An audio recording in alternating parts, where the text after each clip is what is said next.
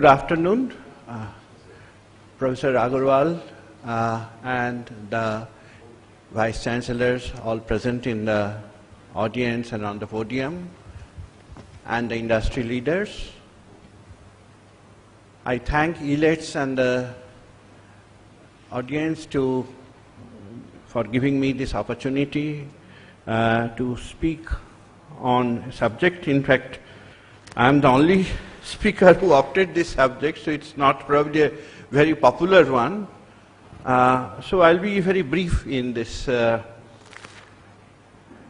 I wanted to speak on this subject of diversified courses and programs in the curriculum, because after taking the charge of Vice Chancellorship in Tripura University, I had the opportunity to kind of introduce semester system in our affiliated colleges. There are about 22 colleges all over Tripura. So they are going from the old system to the new semester system, and we thought that along with the semester system, we will change the curriculum and usher in a credit system and choice-based credit system also. And in that connection, I started, and along with our senior faculty members, we started looking into introduction of the diversified courses and programs. The four reasons were in the back of my mind. The number one reason is that when I became Vice Chancellor, I started receiving a lot of applications from students for various things, for all kinds of reasons. And every single of these applications, whether they were written in Bengali or in English, contains many, many mistakes. Okay. So our PhD students or master students or bachelor students, none of them are able to write correctly in English or in Bengali. Grammatical mistakes, spelling mistakes, and some of these things are really very hilarious things to read. So I thought there is something lacking in the education in these parts, because the people who had done bachelors are not able to write a correct sentence. Second thing is I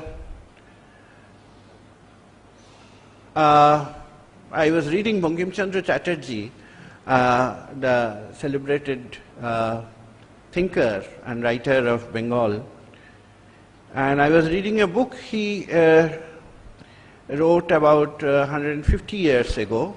In that book, he made a comment that in our education system, those who are trying to study literature, they study only literature. Those who are trying to study science, they study only science. Okay. And in fact, it has gone to the extent that those who are studying, for example, botany, will take only botany and maybe one or two papers of zoology. And those who study literature, they will study only literature, maybe a little bit of psychology or education as a special paper. So Bankim Chandra argued that those who are studying only literature, they are missing out all the wonderful topics in science, all the human achievements that has taken place in the domain of mathematics and science. And those who are studying only science, they are missing out all the finer aspects of literature and arts.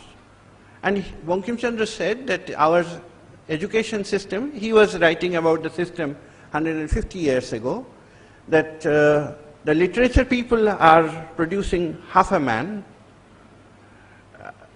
because they know only literature, and the science people are also producing half a man, okay, because they know only science, nothing of the literature. So I thought that since we are doing this semester system, ushering in some changes, maybe we will aim for producing little bit more than half. Okay, let us produce maybe 3/4 of a man by ushering in a little diversity in the curriculum, so that the science students will be learning a little bit of commerce and literature, and literature students will be also learning a little bit about science and technology. Of course, we have not designed the courses. It will be a daunting task, but I think it will be not so difficult, because I studied in IIT Kharagpur, and I remember that in our studies, I think almost every semester we had to study something on humanities. And in my 5 years, I was in the 5-year program, I think I studied about 10 or 12 humanities or arts related subjects. So it can be done. I do not know why it has not been done in our college curriculum, but it can be definitely done. And my daughter is studying in a university in the US, and I have looked at her curriculum. She is an undergraduate student, that out of her 128 credit hours, she has to earn something to the close about 45 to 50 credit hours in what they call as a diversified core. And not only my daughter, every student in that university has to acquire this diversified core, and this diversified core contains art, literature, social science, history, mathematics, and laboratory science. So no matter whatever the student is studying there, whether engineering or science or literature, everybody has to take some courses, and 1/3 of the curriculum almost will be on this diversified core. So based on these guidelines, I have started taking initiative in introducing humanities and commerce and science, a dose of that in our 3-year programs.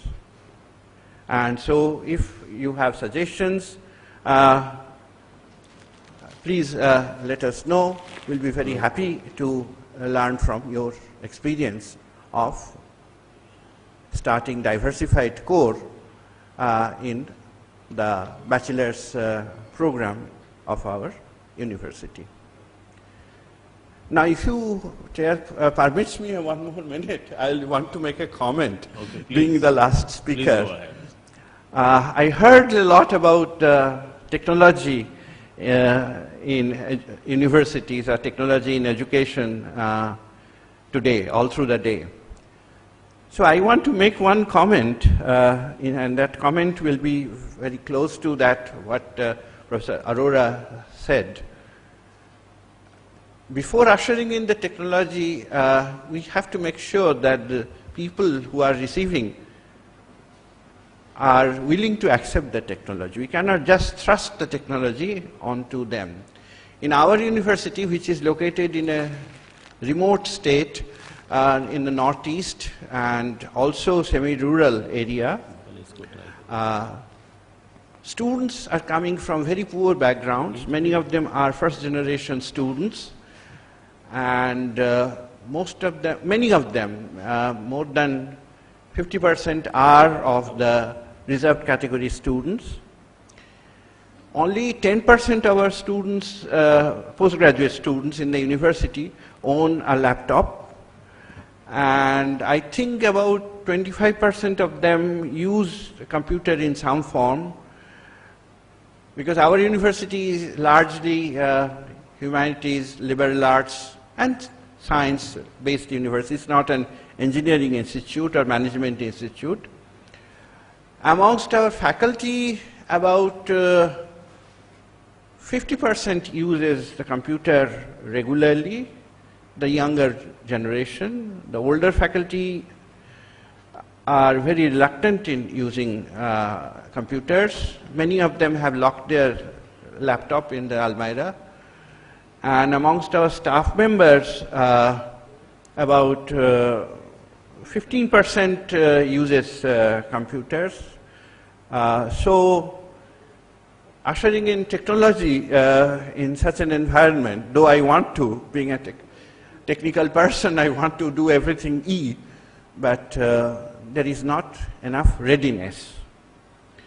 So the developer of E-solutions, all the industry leaders present here, should think about it, that every place is not Bangalore or Delhi, and students are not really ready, or staff or faculty are not ready to use technology in their teaching or research.